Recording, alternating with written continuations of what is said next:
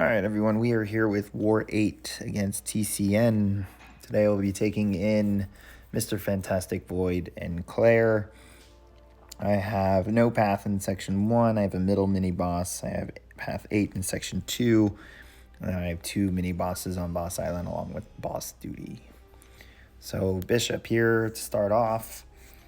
Nothing really special here. It's just kind of avoid giving him too much prowess. We're going to have a Mr. Fantastic Petrify just to help out with the power snack to start. And we're going to kind of play slow by doing parry heavies to refresh that Petrify until we get our own placed. I'm going to be baiting out SB1s, and the thought behind Void here is power control and the fact that he's Incinerate immune. So what you're going to see is a pretty good start. Controlling prowess, making sure that Petrify gets refreshed easily, and then using SB1 when we get it. However, a little later in the fight, you're going to see I give him too much prowess. I'm a bit too aggressive hitting him before an SB1, so he's going to end up with one unblockable SB1, but it's not really a worry. The debuff damage here ends him fast enough that, you know, SB1 is just not going to kill us. So pretty boring, pretty slow fight, as Void usually is. I know he's forgotten he's forgotten of as a true counter, especially since champions like Overseer and Spider-Man 2099 and Mr. Negative have come out. So about a little over a minute, he's already at 50%. You can see here I've given him too much prowess before baiting out this next SP1, so here we go, unblockable. A little unfortunate, just got to be mindful of that later. But yeah, nothing really else to this fight. Here I'm just going to actually let him die. I'm not going to try and bait out this SP1. We actually got him under it by triggering Power Snack.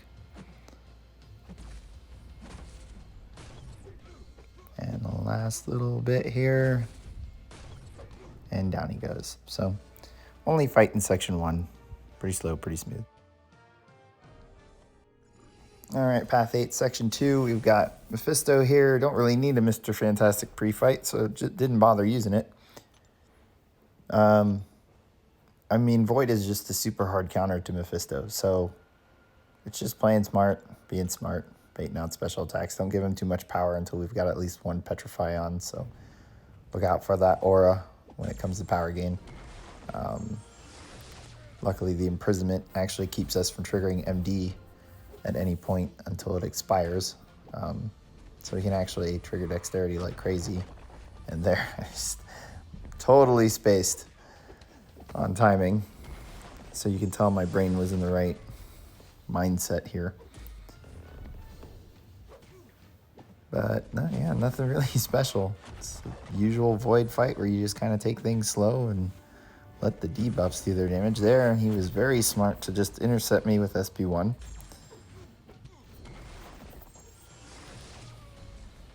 But fight's pretty close to over. There's his regen. And now we just have to finish it. Not really wanting to throw this SP1.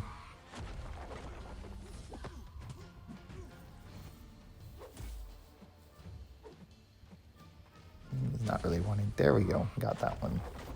And down he goes. So another boring Void fight. Next up, Super Skrull. Taking this with Claire. We're going to stay. I'm actually going to parry heavy to start to build a little bit of power. And then I'm going to slow play it, baiting out SP1s as I build to SP2. I'm only at MD3 here because I thought MD5 would overdo it. But what you're going to see and what I found out during the fight is that once we get to SP2, the buff immunity is just going to overdo it for us. So here we are trying to bait out this SP1. Good, he threw it. I'm going to go in, back out so that we can retaliate without him recovering. Same thing here. We're still shy of SP2, so we're still baiting these out. Not going to overdo it trying to get buff immunity out. I'm just going to make sure he doesn't have much power. Here comes the miss, so I'm going to parry. Nope, I'm going to bait out this SP1. Oh, there we go, block that first. We're going to do that, and then we're going to throw the SP2. And you're going to see us go straight to SP3. We're going to throw it immediately so that we don't waste any duration on our buff immunity, waiting for power to come back. And because I have Mystic boosts, this is actually going to put us really close to or at another SP2.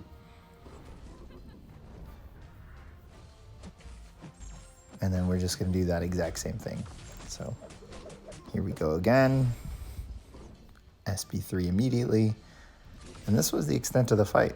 So Claire actually does this pretty entertainingly in Poison, which is Curse of Plague.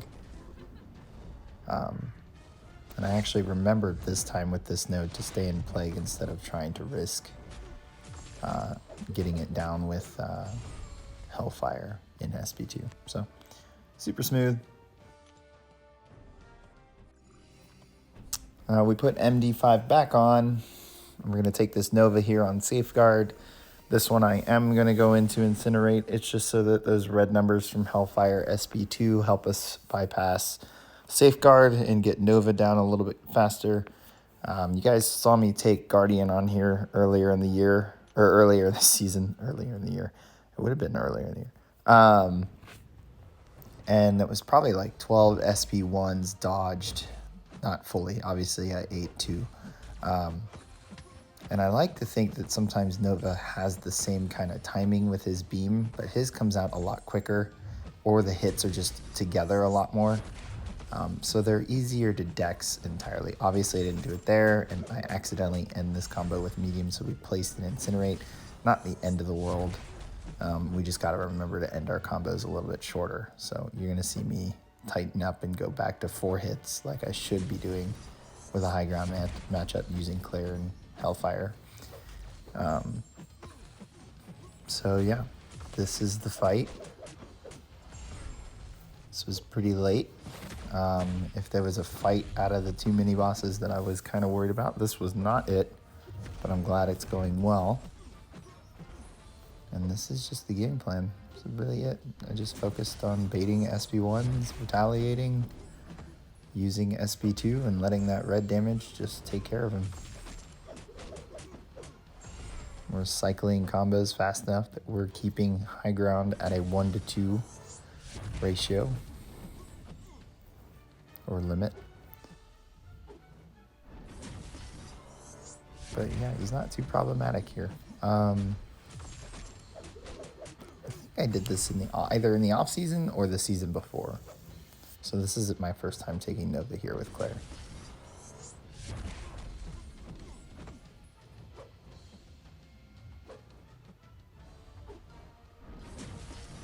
And I believe one more SB2 and we should be good.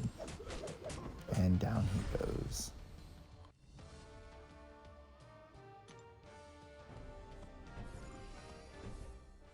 All right, and then the special one, Mangog here. Only time I've taken Mangog here was with Human Torch, and we used the pre-fight, and the fight ended really fast. And obviously, Human Torch is banned this war, so we wanted to try Claire. I figured it would be a pretty straightforward fight. In duels in practice, I was getting a little bit of an issue with the energy resistance, so I wasn't sure how this was going to go, but once I got into Poison here and placed one, and unfortunately he went ahead and threw SP1 here, which built a little more hatred instead of letting me stun him. I realized, oh, the damage is actually going to do pretty good. So I got fully into my game plan, which was to get into Hellfire, block SP2s because I didn't want him to build too much hatred, and then eventually throw an SP1 that triggered all his buffs while he was at 10 hatred and went enraged. And then we have to hope that buff immunity is up, preventing those buffs, or we got to end up waiting it out. So and this is what I don't care for with Mangog. That right there. Fantastic. Now, I have an invulnerability boost on, but what you're going to see later, and what's frustrating, is that it didn't really prevent much. If anything, it prevented me from dying immediately from this. But this SP2 sucks. And it was going to be really hard to recover from this SB2 because of one main thing, and it's that Claire has to do full combos to switch curses. And if there was any chance of recovering health, it was getting back to blood. But on top of that, he's bleed immune. So I'd have to really lay on a bunch of bleeds, which would ideally be the heavy attack, to get to SB2, and my health's already low. So that's a lot of block damage. So this was not a good situation. So I'm going to go ahead and let it play out. You're going to see my health drop super low. And now I'm kind of panicked here. I decide, let's go ahead and build the SB2 and see how bad the block damage is, taking another SB2. See if we can get him down before he gets us down. So here, another SB2, just kind of waiting on it. There it is. And that just looked like too much. So I decide, like I said, let's see if we can switch to blood, which is what we're in.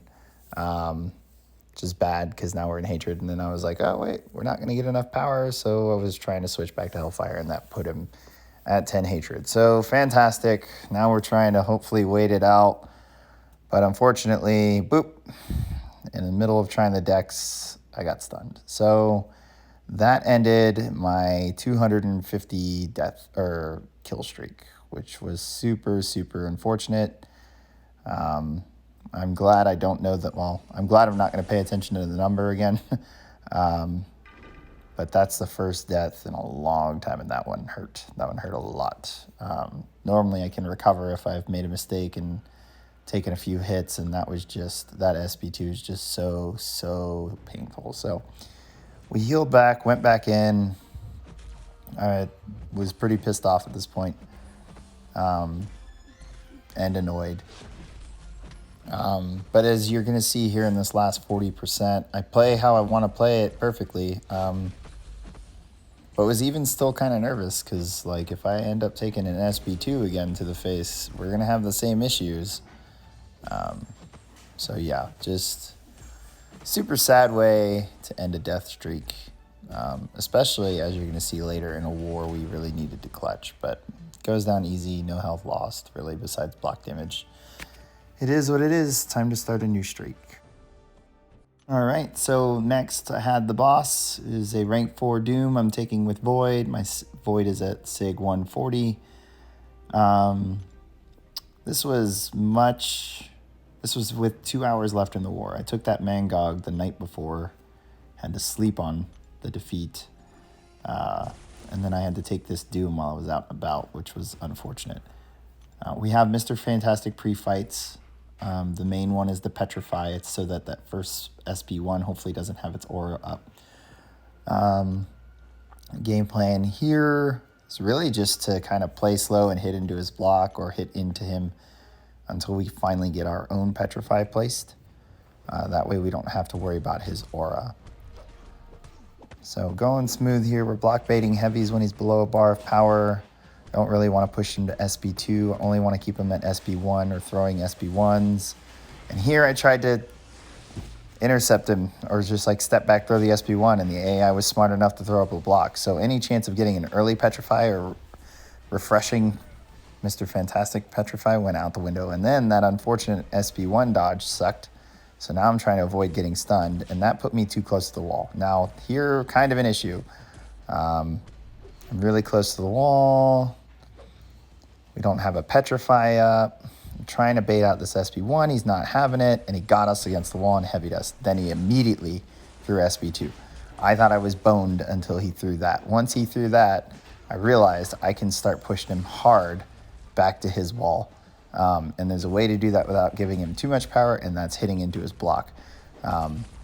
Because I failed to dodge the first SB1, I decided to judge how much block damage we were going to take from any SB1s from now on. And then when my health got too low near the end of the fight, I decided to start dodging SB1s. So here we are being aggressive, letting the dot damage do its work, blocking SB1s, as I said.